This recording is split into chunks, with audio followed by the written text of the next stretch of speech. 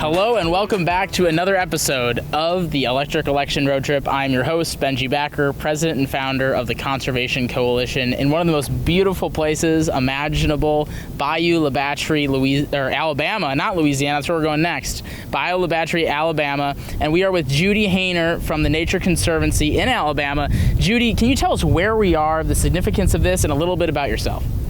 The best part about this whole area is that we're on Mississippi Sound. So Mississippi Sound is a huge, wonderful lagoon on the coast of the northern Gulf of Mexico. Alabama shares it with Mississippi. We're happy to do that. And it's just a beautiful day. It could not be more beautiful than it is today. We were having herons fly behind us earlier, and hopefully we get that again. Yeah. We might, you never know. But as we were driving in here, it was amazing to see about a third of the houses were built above ground. And some weren't and some were. Can you talk a little bit about the way that climate change and kind of these storms are affecting these communities, and then we'll go into what this is behind us and how that plays into it. Sure. So we're on the Gulf of Mexico, and as you know, storms have been increasing in intensity and frequency, and Bayou La Batre is not a stranger to that. They lived and survived through Hurricane Katrina, really set them back, and that reset the building standards in this area. So that's why when you were driving in, you saw houses and buildings at different elevations, because some of them, if they were destroyed, built back to those new standards. So part of the joy of what's happening down here is that we've got buffers along this coast that are helping us moderate that storm coming in. Some of it is the storm surge, some of it is just the effect of the waves that come in. And it is some seasonal storms that are coming through, again, with more frequency because of climate change, but some of them are just our day-to-day storms that we get as well. In Alabama, we get 61 inches of rain a year. That's a lot of rain, and with that comes a lot of just daily storms. So we're standing in front of the Lightning Point Restoration Project. Our viewers will not know what that is. Can you tell us what it is and why it's so important to this community? Yeah, so the Lightning Point Project, the really great thing about it is we came out here and we bought some property. And we bought property that the community thought was really important. We went and had conversations with them and said, what do you need in your backyard? And they said, well, we need a place to gather. And we've noticed that the place that we do gather down at the bayou, where we can look out over Mississippi Sound and have this great, vista, it's eroding. And it's eroding pretty frequently and pretty severely. In one storm, Hurricane Nate, they lost 30 feet of shoreline along here. So we got together with engineers and with some state agencies and said, how can we fund this project? What would it look like? We took that back to the community and constantly got their input on it because we wanted it to be their project. They're the ones living here. And what we came up with is what you see, which is a series of breakwaters. It's 40 acres of marsh. It's about 2.5 miles of tidal creek. We've got 90,000 plants. I mean, it's just fantastic venue for them. As it grows in, it'll be a beautiful backdrop for the gatherings that they have and the festivals. Well, I'm going to ask you about the impact of this place, but before that, you talked about the types of people in this community that you briefly touched on the types of people in this community you're working with on this project who have been asking for something like this. A lot of those people might not be seen to the broader public as the quote-unquote typical environmentalist who lives here. What was the importance of having their buy-in, and what was the importance for them of having their seat at the table? It was so important. The Nature Conservancy is going to come in and we're going to do a project, but we want that project to be owned by the community that it's in. If we just came out and did a project and they didn't believe in it or they didn't want it, when we walk away, there's nobody to really take care of it and kind of shepherd it through those next stages as it evolves. So for us, it was utmost importance to have the community buy-in. And you're right, they're not traditional kind of environmentalists. But they live and they feed off of the land. They rely on the water for part of their economy. They build ships here that go out on this water, and what was happening is their navigation channel was being impacted. And as those storms rolled in, they'd hit those barrier islands out at West End Dauphin Island or Petty Boy. But when it got across Mississippi Sound, which is pretty big, you're looking at a 7 to 10 mile stretch of fetch, it picked up strength, and when it hit the shore, it really battered it, and it impacted the navigation, and it impacted their ability to actually function with their normal economy. The people here know their fish and shellfish. They know that the babies grow up in these habitats that we've created, and that's what they wanted. If you're going to build something that's going to serve a couple of purposes. Yeah, you can get out here and look at it, and it's beautiful. You can kayak through and catch fish, and it's beautiful. But it's also raising a bunch of babies that I'm going to catch later on, and that are going to go on your plate down the road. Well, and that interconnection with the environment is why their voice is so important in this, because they do rely on it so heavily. And it draws so many parallels to some of the more rural communities we've visited in other parts of the country, obviously with different environments. But, I mean, whether that's in Wisconsin with dairy farms, or, the forestry community in Florida that we visited, or, a tribe in the Pacific Northwest, these people are living and breathing the environment each day, and a lot of times they don't feel like their voice is heard at the table on environmental concerns. To the people here in these rural communities who are dependent on this environment, have you found the sense that they feel heard on this issue? I think what the oil spill did was it provided a platform to us to work within communities, because we really needed to go back to the communities that were impacted by the spill and hear their voice and understand what the need was. They've lived here their entire life, and while I love coastal Alabama, I've not lived here my entire life. They know more about this area, and they've seen more in the changes than I have. So for me, the first step was understanding from them what they've seen. And in this particular area, we're talking 6 and 7 generations of folks that have lived here and grown up and gotten their livelihoods off of this area. So they have a depth of knowledge that is something that we can't comprehend. For me, that's always the first step, is hearing that depth of knowledge and understanding what they've seen as those changes. Then the challenge is coming back and saying, how do we deal with that? How do we fix that and make it better? This project is really unique in that we could have put some rocks out there, we could have pumped a bunch of mud in and just built one big marsh. And that would have been great, and it would have been successful. But that's not what we wanted. We wanted to mimic Mother Nature. And so this isn't just marsh. This is a series of tidal creeks. This is some upland areas that we've got kind of shrubby, higher level plants on. So it's a series of undulations out here. It's not just one big flat marsh. And we did that because that's what nature looks like, right? When the storms come in, it's going to hit those little speed bumps all the way in. It's not just going to hit this long, flat plateau. And so we really wanted to mimic that. It was a challenge. If you talk to the engineers, they'll say at first, we weren't sure we were going to, really understand how to do this project well, but they figured it out, and the contractors that constructed it were unbelievably dynamic in understanding how to work this dirt out here and innovative in how to phase the project to get one thing going at the same time another thing was settling and another thing was being planted. The team that put this project together made it work. And while the Nature Conservancy was the overseer and the implementer, this project is everybody else's. We were just here helping make it happen. Well, you had the buy-in from the local government and obviously the mayor, who we have had the opportunity to talk to. You mentioned some of the environmental benefits that are going to come from this on those storms that come through. Can you talk us through why this project is so important from the environmental lens, and then also why it's so important from an economic lens? So, honestly, from the environmental lens, just being able to figure out and have a landscape that mimics nature and seeing if in the end, we built it, it looks like it's working. It has worked against Tropical Storm Cristobal, Hurricane Sally, and Delta, but in 5 years, what is it going to look like? And did we do it right? And are there tweaks that we could make and lessons we could learn to make it even better? And I think that's the thing that I like the most about this, is we're constantly learning to apply it to the next round.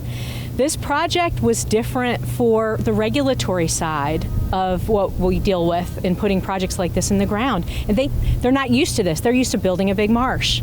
And so it challenged them to think a little bit outside the box about how to really put things into play that could be a little bit more dynamic, that maybe needed a little bit more flexibility in the on-the-ground build than what they were used to. Economically, what we're already seeing are people out here kayaking through this area, fishing around the edges like they've never done.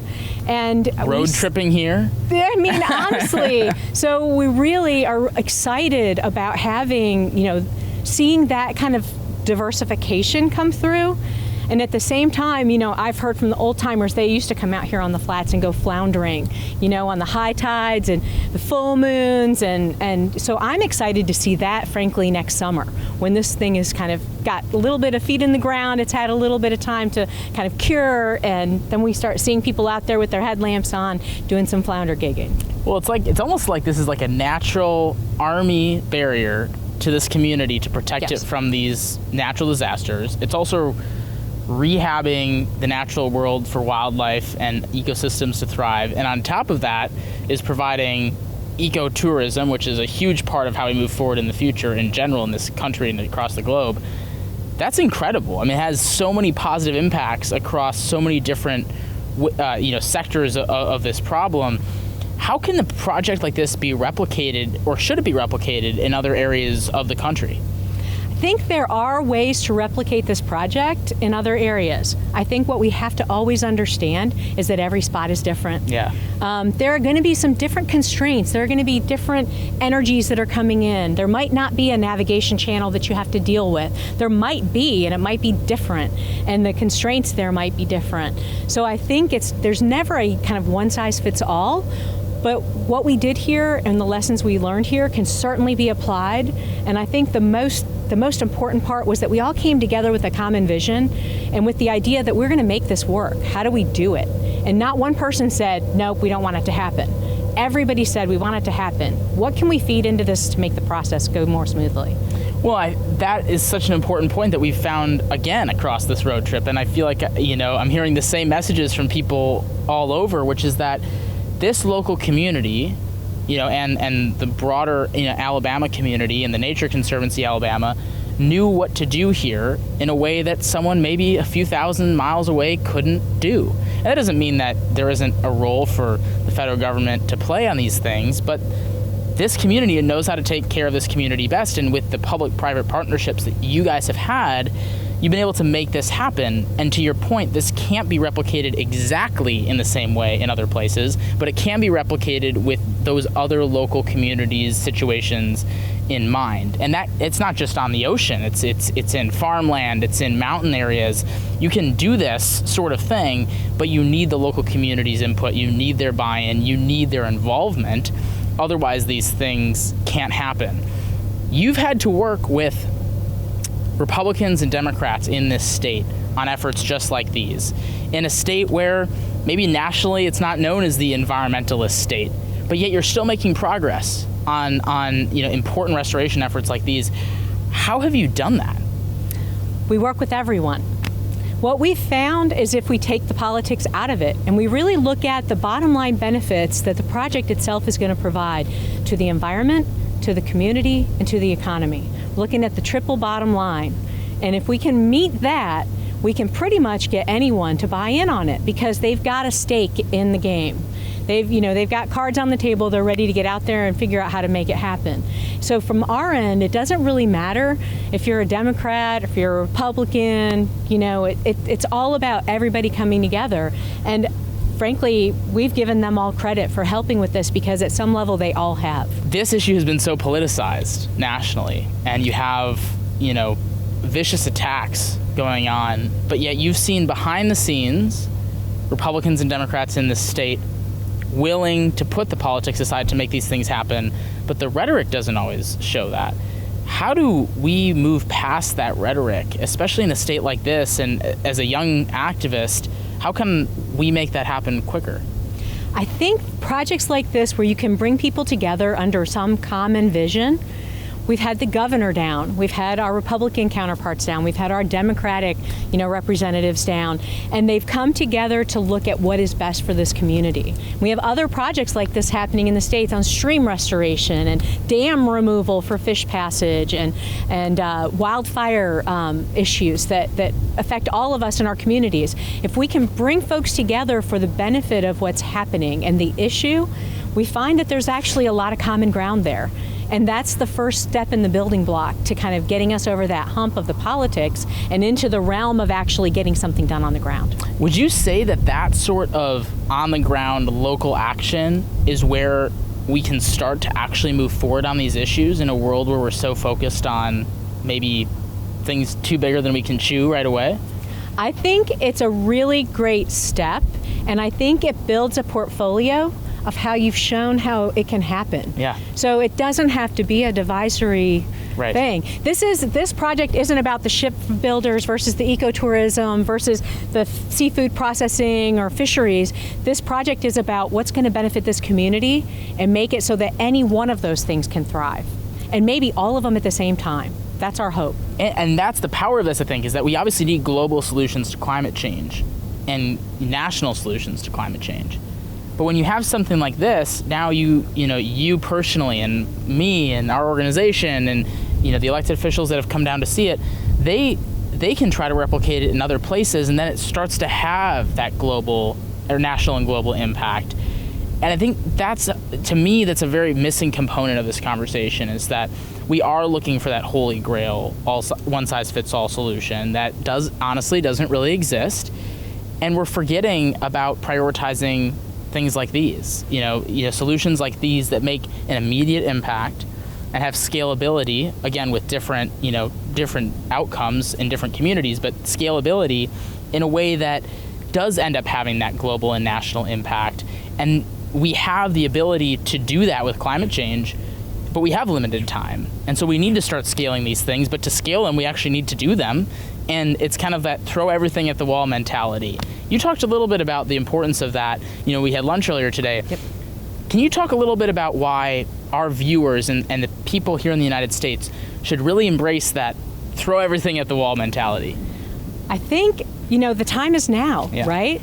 And who would have thought, something that I didn't share earlier, I should have, but who would have thought that this little postage stamp spot in coastal Alabama could be a representative of an international movement? Right. But we're taking this to the IUCN. This is being presented in early November by our engineer, by our project manager, and staff to discuss why aren't we doing this not just in Alabama, not just in the Gulf or the States, but why aren't we doing this globally? And I think those are the things where we've got to have, I don't want to call them case studies because I feel like we say demonstration projects and case studies all the time.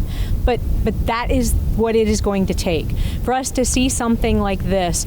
And I would say we're very fortunate on the Gulf in that we have the funds in hand to do projects like this. We're unfortunate to have experienced this bill that these funds came from, but those funds don't exist in a lot of areas. So what are the mechanisms that we use in those areas that are challenged by the financial constraints to put something like this in the ground? How do we get over that hump? And I think that's a bigger issue that we're all grappling with, because it's not that we don't see the need, it's that we don't always have the resources to do something like this. Well, and honestly, this action-based mindset is what we need more of, but those resources that you were talking about, at least in an educational sense, seem to be what's missing from the climate conversation, at least in my opinion.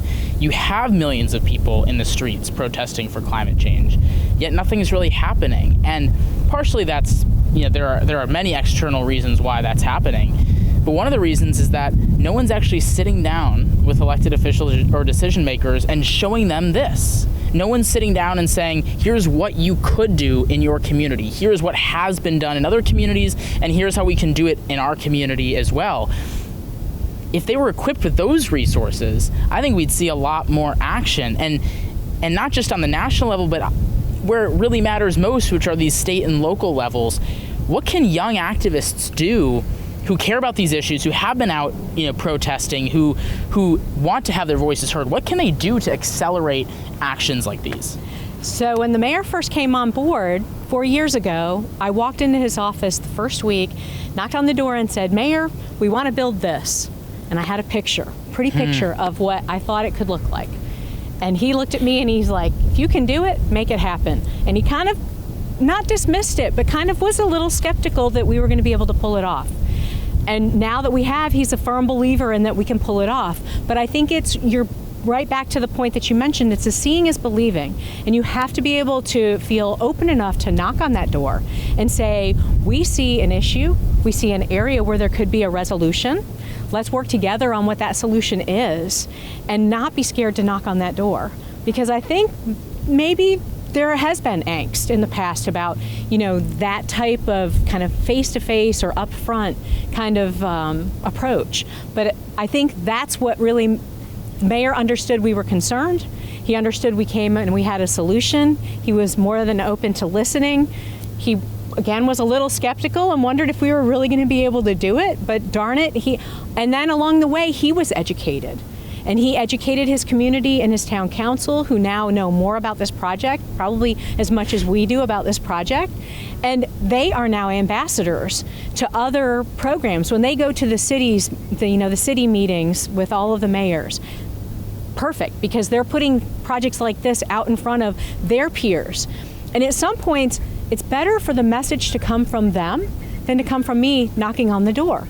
If the mayor is going and talking with another mayor about something that happened, that's happening in his backyard, that's much more powerful than Judy Haner knocking on the door and saying, this is something that you really should be thinking about. Well, there's different needs for different messengers at different points of time. Absolutely. You came here with your message, which is a strong one that helped make this happen, and now the mayor can have a stronger message, and those two messengers, and I'm sure dozens, if not hundreds of others, are the reason that this has happened. Yes. We've only got a couple minutes left, and I want to ask you, if we were standing here 10 years from now, what do you hope to see right in front of us?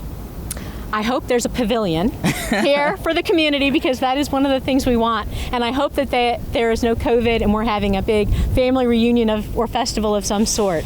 And I hope what they're doing is they're looking out over a project and they're seeing people fishing out here, they're seeing kayakers out here, they're seeing the birds. We have just a myriad of birds that travel through coastal Alabama, and that they're just enjoying it and understanding what the environment brings to them. And we want them to enjoy it. Wow. Well, that is an incredible dream, and I have no doubt with you, Judy, at the helm that that's going to happen. For our final question, we asked this to the mayor, but we have about 2 weeks left of this road trip. We're really excited to see some of the other solutions that are happening in coastal Louisiana, coastal Texas, and then back to the Mountain West. What do you hope we find as we finish out this trip? I hope you find something just like this. And I want to know about it because I want to connect with them and see if we can get some information exchange. And I think a really powerful tool that you could bring to the rest of us is exactly that. Show us what's happening in other parts that maybe we're so stuck in our little marsh and Biola Battery that we haven't lifted our heads up to see what's happening in these other areas. And if you can help us connect across our boundaries, I think that would bring some power to what we're doing as well. Well, that's something Saul, our executive producer, and I have talked about a lot, is the fact that there are so many similar things going on in different parts of the country, amazing initiatives, and they don't know about one another. And if you connect those dots, you can both improve the work that they're doing and then obviously exponentially grow the impact. Your impact here has been incredible. You had this dream and you've made it a reality. That is what we need more of in the environmental space. That's what we need more of in the climate space. You've proven that if you have an idea, you can go out and just do it. And you have to work with others. You can't do it alone, but you can go out there and make your climate and environmental protection dream a reality. It's not just like the typical dream of starting a business and making it successful. Those are all good, but this is also a dream that you were able to get off the ground and make successful.